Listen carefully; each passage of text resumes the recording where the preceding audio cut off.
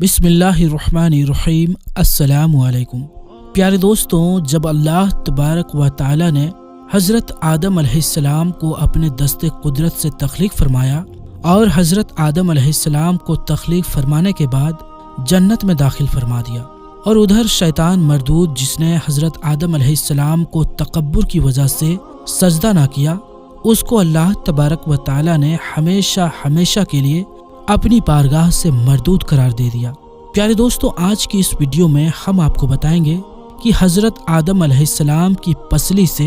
अल्लाह तबारक व ताला ने औरत को किस तरह पैदा किया और अम्मा हव्वा रदियल्लाहु ताला अन्हा की पैदाइश किस तरह हुई, और हज़रत आदम अलैहिस्सलाम और अम्मा हव्वा रदियल्लाहु ताला अन्हा की शादी कैसे हुई, और अल्लाह तबारक व ताला ने हज़रत आदम अलैहिस्सलाम की शादी का हक मेहर कौन सा रखा, और उधर शैतान ने औरत के जरिए हज़रत आदम अलैहिस्सलाम से अपनी दुश्मनी का बदला किस तरह लिया, और हज़रत आदम अलैहिस्सलाम को किस तरह जन्नत से ज़मीन पर उतारा गया, और हज़रत आदम अलैहिस्सलाम और अम्मा हव्वा रदियल्लाहु ताला अन्हा जन्नत में कितनी देर तक रहे, और जब हज़रत आदम अलैहिस्सलाम ज़मीन पर तशरीफ़ लाए तो अपने साथ कौन कौन सी चीज़ें लेकर आए। प्यारे दोस्तों, इन तमाम तर सवालात के जवाबात कुरान और हदीस की रोशनी में आज की इस वीडियो में हम आपको बताने वाले हैं। लिहाजा आपसे गुजारिश है कि हमारी इस वीडियो को आखिर तक ज़रूर देखिएगा। प्यारे दोस्तों, तख्लीक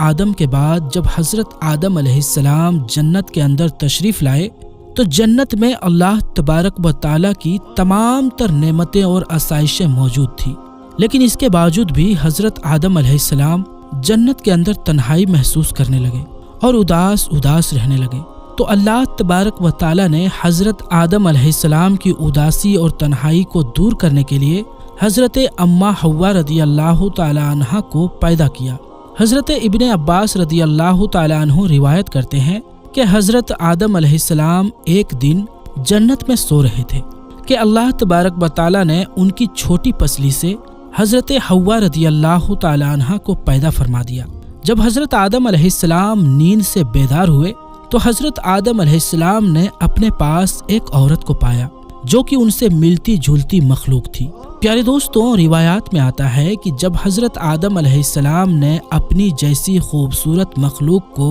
अपने पास लेटा हुआ देखा तो उनकी तरफ अपना हाथ मुबारक बढ़ाने का इरादा फरमाया। तो उस वक्त फरिश्तों ने अर्ज किया कि ठहर जाइए, पहले आप इनका हक मेहर अदा करें। तो हज़रत आदम अलैहिस्सलाम ने फरिश्तों से पूछा कि इनका हक मेहर क्या है। तो फरिश्तों ने अर्ज किया कि इनका हक मेहर ये है कि आप हमारे आका व मौला हज़रत मोहम्मद मुस्तफ़ा सल्लल्लाहु अलैहि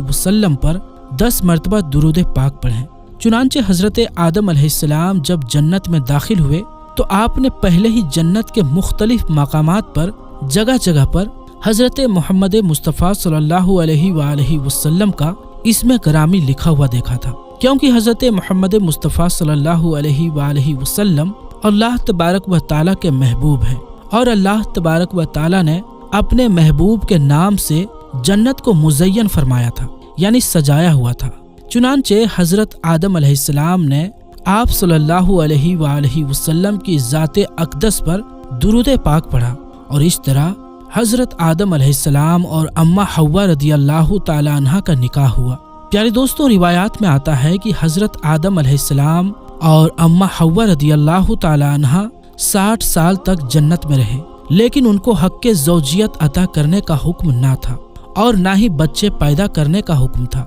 चुनांचे इस तरह हज़रत आदम अलैहिस्सलाम अम्मा हव्वा रदियल्लाहु ताला अन्हा की तख्लीक के बाद बड़े आराम और सुकून से जन्नत में रहने लगे। हज़रत आदम अलैहिस्सलाम और अम्मा हव्वा रदियल्लाहु ताला अन्हा जितना अरसा भी जन्नत में रहे, इस अरसे के दौरान इन दोनों पर जन्नत में किसी भी मकाम पर जाने की कोई पाबंदी ना थी सिवाय शजरे ममनुआ के। जन्नत में एक ऐसा दरख्त था जिसका फल खाने से अल्लाह तबारक व ताला ने मना फरमाया था। जैसे ही अल्लाह तबारक व ताला ने हज़रत आदम अलैहिस्सलाम और अम्मा हव्वा रदियल्लाहु ताला अन्हा को उस शजरे ममनुआ के करीब जाने से मना फरमाया तो उधर शैतान मरदूद को हज़रत आदम अलैहिस्सलाम से बदला लेने का मौका मिल गया। चुनांचे शैतान मरदूद हज़रत आदम अलैहिस्सलाम से बदला लेने के लिए दिन रात कोशिशें करने लगा, شیطان مردود کی شدید خواہش تھی کہ حضرت آدم علیہ السلام اللہ تبارک و تعالیٰ کی نافرمانی کریں اور سزا کے مستحق قرار پائیں۔ پھر شیطان مردود نے ان دونوں کے دلوں میں وسوسے ڈالنے شروع کر دیے تاکہ ان دونوں کی شرمگاہیں جو ایک دوسرے سے پوشیدہ تھی وہ بے پردہ ہو جائیں۔ پیارے دوستو، روایات میں آتا ہے کہ حضرت آدم علیہ السلام اور اماں حوا رضی اللہ تعالی عنہا کا لباس جنتی لباس تھا اور ان دونوں کے سروں پر تاج بھی تھا،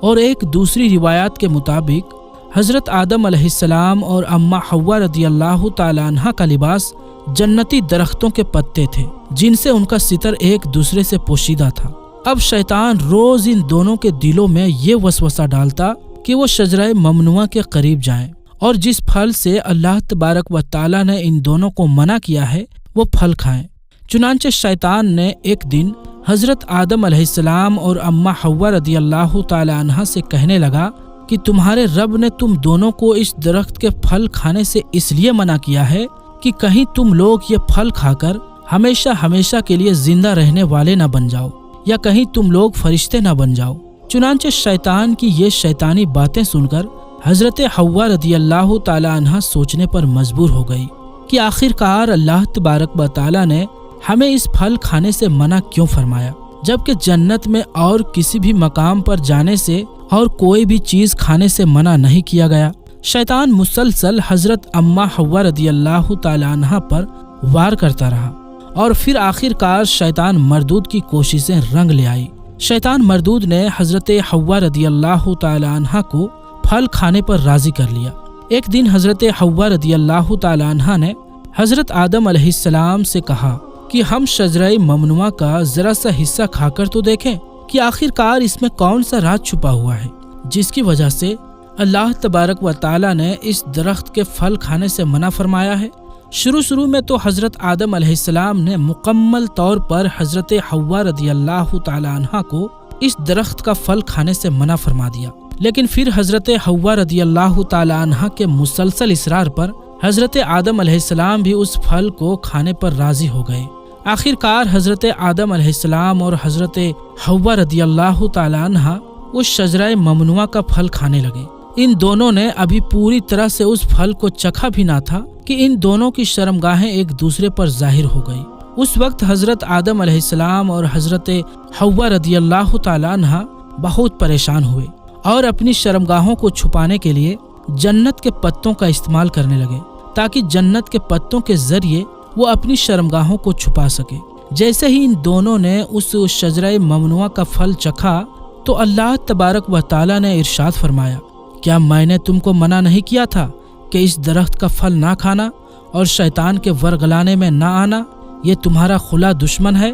اس وقت جب حضرت آدم علیہ السلام اور حضرت حوا رضی اللہ تعالی عنہا نے اللہ تبارک و تعالی کا یہ پیغام سنا تو خوف الہی کی وجہ سے کانپنے لگے۔ اس کے بعد اللہ تبارک و تعالی نے حضرت آدم علیہ السلام کو اور حضرت حوا رضی اللہ تعالی عنہا کو زمین پر اتار دیا، جیسا کہ اللہ تبارک و تعالی سورہ اعراف کی آیت نمبر 25 میں ارشاد فرماتا ہے، اب تم دونوں ایک خاص مدت تک زمین پر ہی رہو گے جہاں تم ایک دوسرے کے دشمن ہوگے اور وہاں ہی مرنا ہے اور اسی میں سے پھر پیدا ہونا ہے۔ پیارے دوستوں، روایات میں آتا ہے کہ حضرت آدم علیہ السلام کو ہند میں اتارا گیا جبکہ حضرت حوا رضی اللہ تعالی عنہا کو جدہ میں اتارا گیا۔ جیسے ہی یہ دونوں زمین پر تشریف لائے تو ایک دوسرے کو ڈھونڈنے لگے لیکن ایک دوسرے کو تلاش نہ کر پائے۔ روایات میں آتا ہے کہ جب حضرت آدم علیہ السلام جنت سے زمین پر تشریف لائے تو آپ کے پاس حجر اسود اور جنت کے پتے بھی تھے جن کو انہوں نے زمین پر پھیلا دیا۔ حضرت ابن عباس رضی اللہ تعالی عنہ سے مروی ہے کہ حضرت جبرائیل علیہ السلام حضرت آدم علیہ السلام کے پاس تشریف لائے اور گندم کے 7 دانے اپنے ساتھ لے کر آئے۔ حضرت جبرائیل علیہ السلام نے اس گندم کے دانوں کو حضرت آدم علیہ السلام کو دے دیا تو حضرت آدم علیہ السلام پوچھنے لگے کہ یہ کیا ہے؟ تو حضرت جبرائیل علیہ السلام نے عرض کیا، یہ اس درخت کا پھل ہے جس سے آپ کو روکا گیا تھا لیکن آپ نے تناول فرما لیا۔ تو اس وقت حضرت آدم علیہ السلام نے فرمایا کہ اب میں اس کا کیا کروں؟ تو حضرت جبرائیل علیہ السلام نے عرض کی کہ ان دانوں کو زمین میں بو دیجئے۔ حضرت علامہ ابن قصیر لکھتے ہیں کہ حضرت آدم علیہ السلام سے جو خطا ہوئی تو حضرت آدم علیہ السلام اس خطا کی معافی کے لیے اللہ تبارک و تعالیٰ کی بارگاہ میں ایک لمبے وقت تک روتے رہے اور اللہ تبارک و تعالیٰ سے معافی مانگتے رہے۔ چنانچہ ایک دن اللہ تبارک و تعالیٰ کو حضرت آدم علیہ السلام کی گریہ زاری پر رحم آیا، تو اللہ تبارک و تعالیٰ نے حضرت جبرائیل علیہ السلام کو حضرت آدم علیہ السلام کی طرف بھیجا کہ جاؤ اور حضرت آدم علیہ السلام کو معافی کی خوشخبری دے دو۔ جب حضرت جبرائیل علیہ السلام نے آ کر حضرت آدم علیہ السلام کو اللہ تبارک و تعالیٰ کا یہ پیغام پہنچایا کہ اللہ تبارک و تعالیٰ نے آپ کی خطا کو معاف فرما دیا ہے، تو حضرت آدم علیہ السلام بہت زیادہ خوش ہوئے اور اللہ تبارک و تعالیٰ کی بارگاہ میں سجدائے شکر ادا کرنے لگے۔ پھر اس کے بعد حضرت آدم علیہ السلام کو لے کر حضرت جبرائیل علیہ السلام مکہ مکرمہ میں آئے، جہاں پر حضرت آدم علیہ السلام نے کعبہ شریف کی بنیاد رکھی اور حجر اسود کو کعبہ کی دیوار میں نصب کیا۔ پھر اس کے بعد حضرت آدم علیہ السلام نے کعبہ کے ارد گرد طواف فرمایا۔ جب آپ طواف سے فارغ ہوئے تو حضرت جبرائیل علیہ السلام حضرت آدم علیہ السلام کو جبل عرفات کی طرف لے گئے۔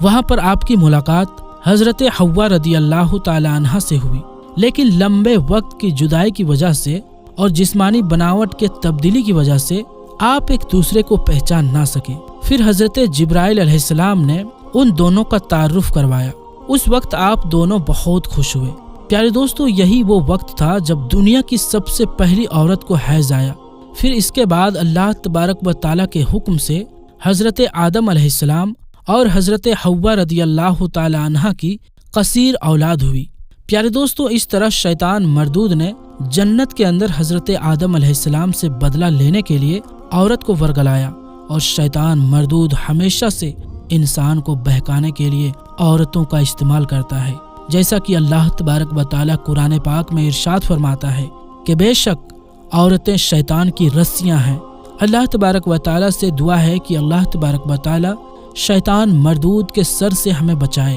اور ہمیشہ نیک لوگوں کے راستے پر چلنے کی توفیق عطا فرمائے، اور اپنے پیارے حبیب حضرت محمد مصطفیٰ صلی اللہ علیہ وآلہ وسلم کی محبت کے اندر جینا مرنا نصیب فرمائے۔ آمین ثم آمین۔ تو دوستو، آج کے لیے بس اتنا ہی۔ انشاءاللہ ملیں گے اگلی ویڈیو میں، تب تک کے لیے السلام علیکم، اللہ حافظ۔